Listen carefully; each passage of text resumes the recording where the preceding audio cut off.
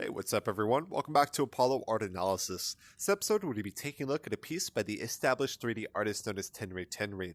This episode, we're going to be talking about visual rhythm here. We're going to talk about one-point perspective. We're also going to talk about the liminal or the Dreamcore aesthetic. So let's jump right into it. So I don't know about you, but whenever I first see this work, the thing that catches my eye is going to be this kind of lone pink flamingo there. And this, of course, is set within this very large scene as we're kind of given this implied sense of scale that goes beyond here, that we're kind of only in these inner layers. So this is a very calm composition. Of course, there's not too many ripples here. It feels very calm. There's even a kind of sunset coming in from the top left as well. All of those give us a very calm composition and a very tranquil visual experience as well. So with that in mind, that tranquil visual experience is very ordered. Of course, we do have kind of ionic columns. We have those arches as well. Those all feel very ordered. They, of course, kind of stack up on one another in a hierarchy, but all of those work together to give that sense of balance and that sense of order there. And so, like I said, that sunset does give this kind of golden hour or this kind of tranquil aesthetic here. I think that's very important.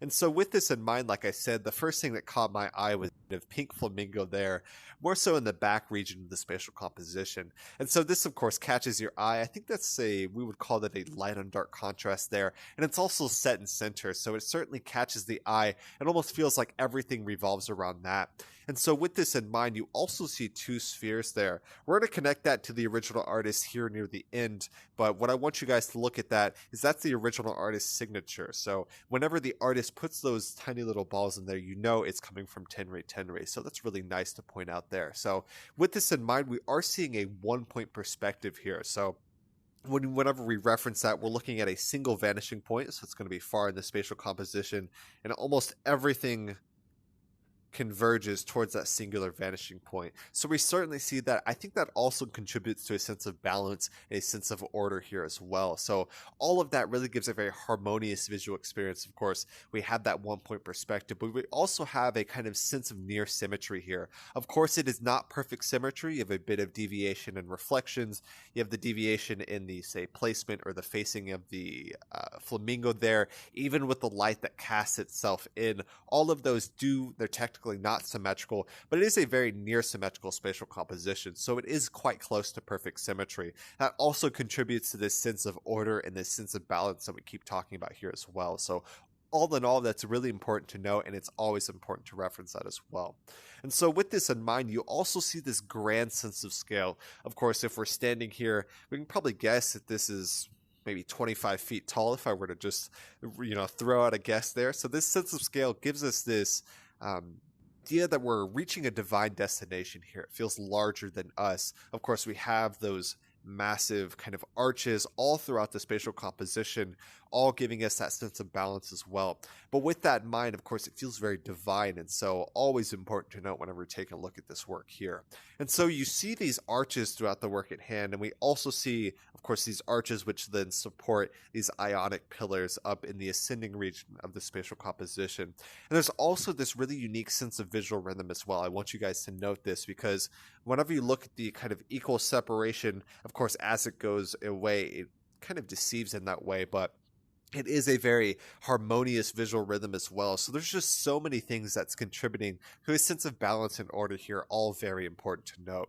And so with this in mind, this is also a liminal, we would call a liminal or a Dreamcore aesthetic. And this really roots from the vaporwave pool or Jared Pike's dream pool in the kind of late 2020. So all of those really work together to influence the work we're seeing here. And so with this in mind, whenever we reference the dream pool, you're going to look for this kind of vaporwave tile aesthetic. I'm going to bring something here to reference that real quick. And just got a quick reference, so you can see that kind of vaporwave aesthetic that we're here. Very kind of sterile, very clean tiles there. Then you also have that stunning course of water as well. Of course, we do have that sunset aesthetic, so it is a bit darker. It's not as invigorated with that visual energy, but we certainly see that whether it's the vaporwave tiles or whether it's that stunning blue that we see here. So when I was mentioning this grand sense of scale, I forgot to say that this actually reminds me of the bathhouses of Caracalla, and these were the Roman bathhouses, incredibly grand here. It reminds me of kind of a miniature version of that, but this grand sense of scale as well as these pillars really gives us a sense of order and this incredible sense of balance there. just an amazing reference that I wanted to bring up and show you guys real quick. So just the divine destination as well. Of course, this is quite smaller in comparison to the Caracalla, but I see some similarities in that sense of the divine, a sense of harmony, balance, and order all throughout the spatial composition. And finally, I want to connect the Dreampool aesthetic to what we would call the Dreamcore aesthetic. And so the Dreamcore aesthetic is anything that feels unsettling, strange shadows, weird renderings, anything that feels unsettling, maybe even kind of an hazy aesthetic as well. We see that a little bit here, also unsettling nature, of course, very kind of pristine, very sterile. There's no text on these pillars here. If there is, it's very slight. It's not too noticeable. That does contribute to that sense of this kind of Dreamcore aesthetic. It's unsettling, it's unnatural, but it also is highly realistic at the same time. So this kind of surreal juxtaposition that we're working with. So just an amazing work, and I really want to showcase. So we're connected to one more work, and we're going to reference those kind of metallic spheres there.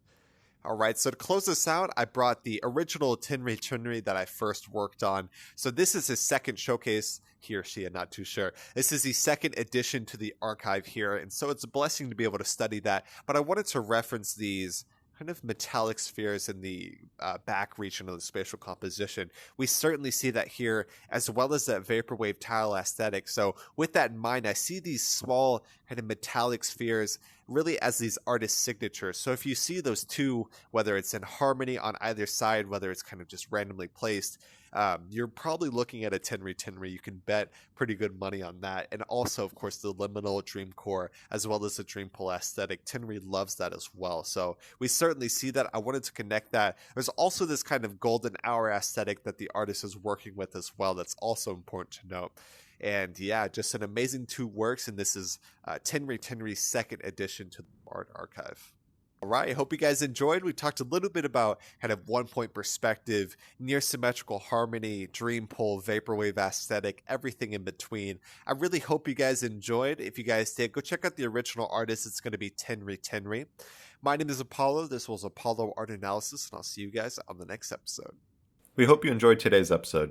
If you'd like to support our work directly, please check out our Apollo community tokens. Apollo Art Exchange is an ecosystem of art appreciation which elevates artists each and every day. Thanks for listening.